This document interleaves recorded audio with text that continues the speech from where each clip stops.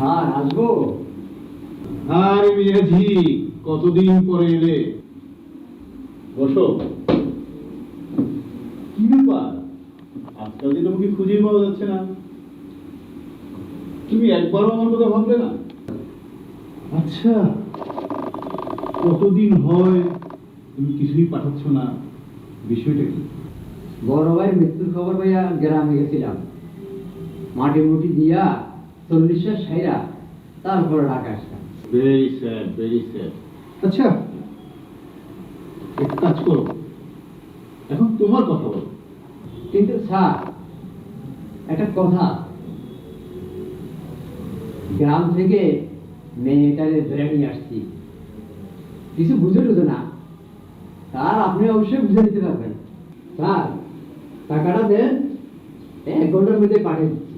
মিয়াজি, এসব নিয়ে তুমি একদম ভাববে না। তুমি ক্যাশে গিয়ে আকরাম সাহেবকে বলো, আমি বলে দিচ্ছি।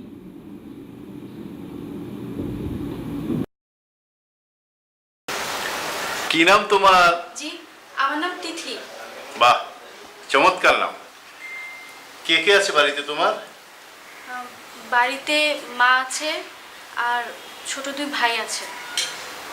তোমার লেখাপড়া? লেখাপড়া কলেজ পড়েছি। বাবা, তুমি এত ইতস্তত করছো কেন? এখানে কোনো ভয় নেই। আসো, এখানে বসো। না, ঠিক আছে। আরে আসো, ভয়ের কিছু নেই। আরে এসো তো, এসো, বসো এখানে। বাহ, তুমি তো বেশ সুন্দর। সংসার চলে কি করে? আসলে স্যার, আমার দুটো ভাই বোন আছে। সংসারের সবকিছু আমার পক্ষে সম্ভব হয় না, ওদের পড়াশোনা সবকিছু ম্যানেজ করা অনেক কঠিন হয়ে যায়। তো এই জন্য আমি আমার পড়াশোনাটা বাদ দিয়ে ঢাকায় চলে আসছি একটা চাকরির জন্য। ভাই বোনগুলো মুখের দিকে থাকবে, যদি কিছু করতে পারি। স্যার আমার কাজটা কি হবে? অবশ্যই তোমাকে সব বুঝিয়ে দেওয়া হবে। তুমি সবাই মাত্র এলে। তুমি আমার ক্যাশে গিয়ে যোগাযোগ করো। আমি কিছু টাকা এবং তোমার চাবির ব্যবস্থা করে রেখেছি। তুমি চাবিটা নিয়ে তুমি গিয়ে রেস্ট করো। যাও।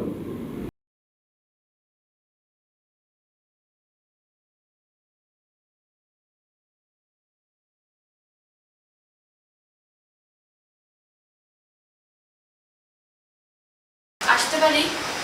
Yes, come in. Please sit down.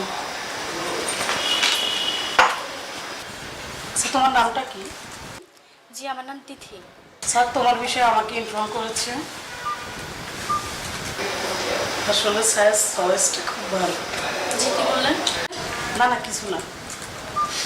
আচ্ছা, বাইরে বাই, এই না তোমার খাম, আর এটা ফ্ল্যাটের চাবি আছে। এভাবে তাকে কি দেখছি? আচ্ছা, সময় হলে সবাই বুঝতে পারবে। চেহারা তো পুরো সুন্দরই আছে। বুঝলাম না, মানে? আচ্ছা, যাই হোক, বাইরে গাড়ি ড্রাইভার আছে, তুমি ওখানে গেলেই তোমাকে পৌঁছিয়ে দিবে। দেখো কিছু করে খেতে পারো কি না।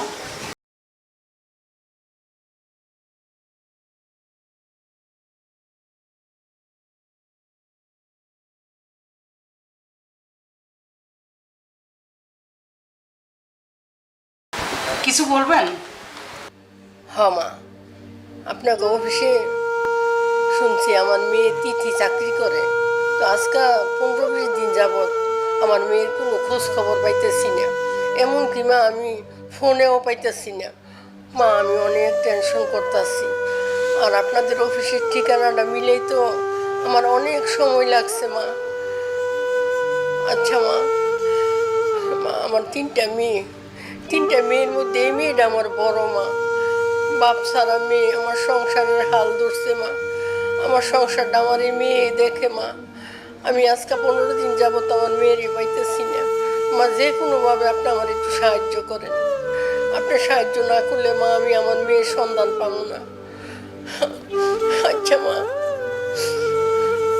আপনিও তো আমার মতো কোনো না কোনো মায়ের সন্তান। আপনি আমার দুঃখটা বুঝেন মা, আমার মেয়েটার সন্ধান আপনি করে দেন মা।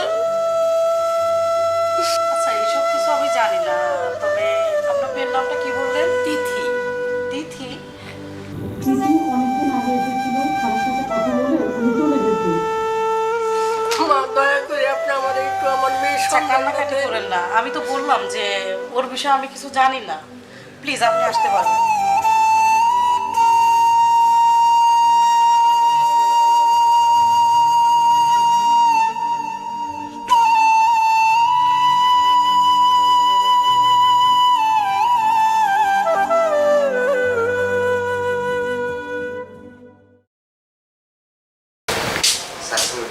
আসসালাম স্যার, আপনার বাসার সামনে একজন বৃদ্ধ মহিলা কান্না করতেছে, সে আপনার সাথে দেখা করতে চায়। ঠিক আছে, তুমি নিয়ে আসো। ঠিক আছে স্যার, নিয়ে আসতেছি।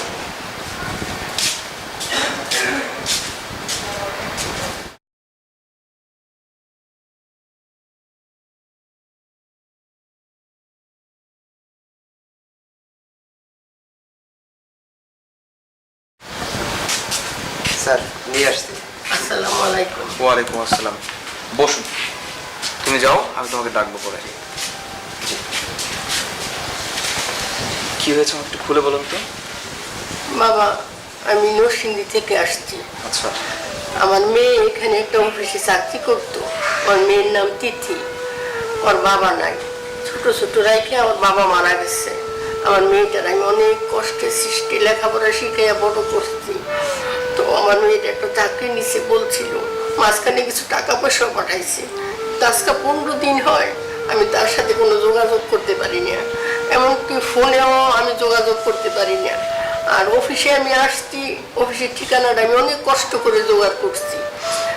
তারপর অফিস তো অস্বীকার করতেছে আমার মেয়ে নাকি অফিসে চাকরি করে না, তারা কোনো সন্ধানই দিতে পারবে না। বাবা, আমি কোনো কুল কিনারা পাইতেছি না। আপনি কান্না করবেন না, আমি তো ব্যাপারটা শুনলাম। আপনি ঢাকা আসছেন কয়দিন হয়? 3-4 দিন হইল, আজকে 4 দিন। খাওয়া দাওয়া করছেন?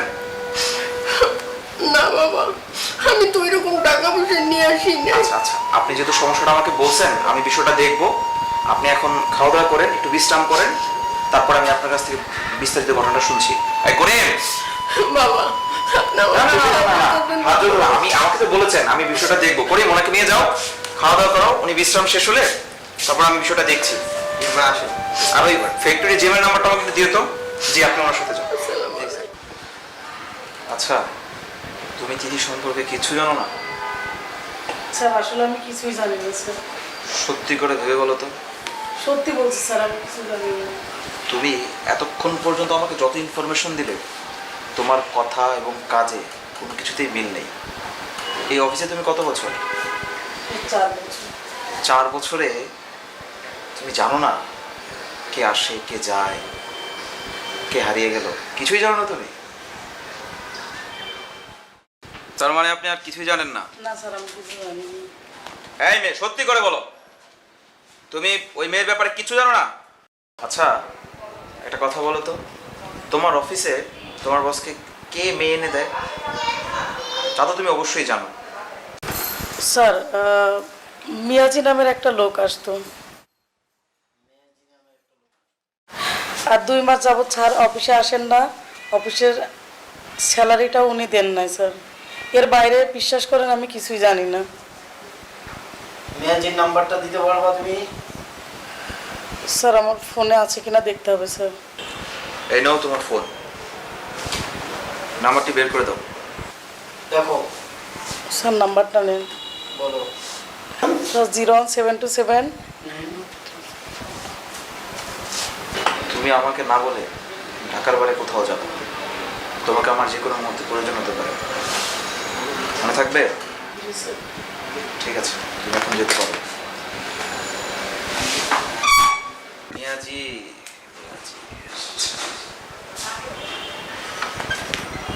আচ্ছা, তোমার একটা নাম্বার টেক্সট করেছে। এই লোকটার নাম মিয়াজি, ওর সকল ইনফরমেশন আমার দরকার।